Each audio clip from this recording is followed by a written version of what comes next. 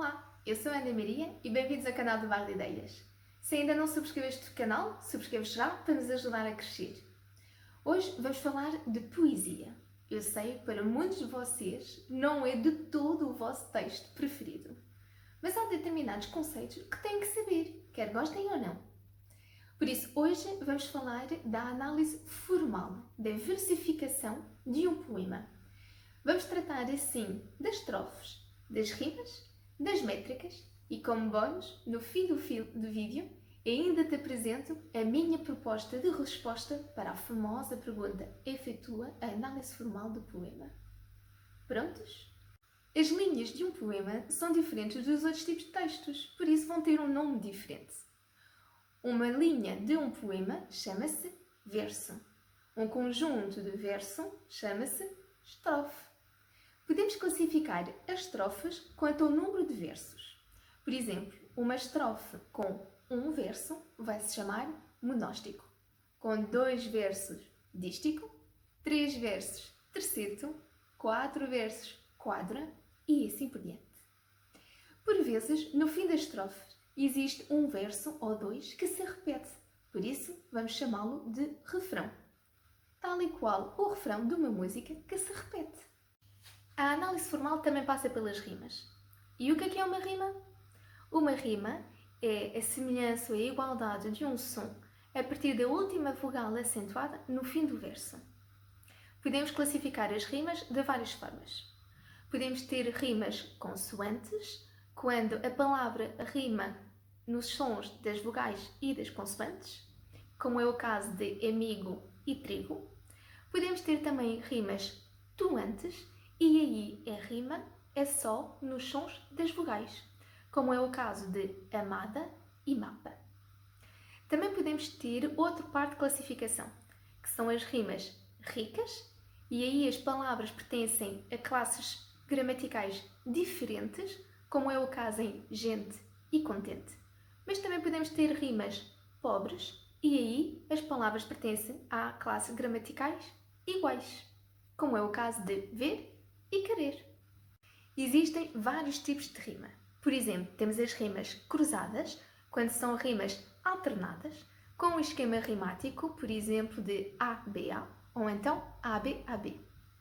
As rimas também podem andar aos pares, então serão chamadas rimas emparelhadas.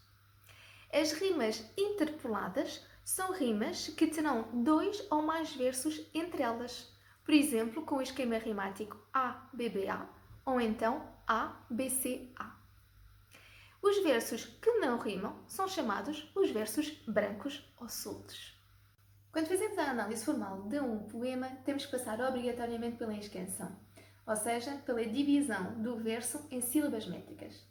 Cuidado, as sílabas métricas são diferentes das sílabas gramaticais. Então vamos ver exatamente quais são as diferenças com estes 2 versos de Cesário Verde. No nosso primeiro verso, vamos primeiro dividir em sílabas gramaticais e vamos aplicar a primeira regra da escansão, que é contar até à última sílaba tónica. Vamos então à palavra grandeza e descobrir qual é esta sílaba tónica. Exatamente, é a sílaba D. Significa que a sílaba zas não será contabilizada. Sendo assim, este primeiro verso tem 10 sílabas métricas. Vamos ao segundo verso. Neste segundo verso, seguimos a mesma lógica. Dividimos em sílabas gramaticais, vamos à última palavra, descobrimos a sílaba tónica. Neste caso, será a sílaba ré. Significa que a sílaba lá não será contabilizada. A segunda regra desta canção é fazer a elisão desta divisão silábica quando uma palavra acaba numa vogal átona e a palavra seguinte também ela começa com uma vogal átona. Concretamente, neste verso, temos a palavra todo, seguido da palavra ou, e entre as 2 palavras não haverá divisão. O mesmo acontece entre a palavra dava e a palavra uma, e entre a palavra uma e a palavra guarela. Sendo assim, este verso fica com quantas sílabas métricas? Exatamente, com 10 sílabas métricas. Os versos também podem ser classificados consoante o número de sílabas métricas que eles contêm. Neste caso específicos, nestes dois versos, tendo eles 10 sílabas métricas cada um, também podem ser chamados versos decassilábicos. Agora já vimos todos os conceitos relacionados com a análise formal. Já podemos responder à pergunta: efetua a análise formal deste poema.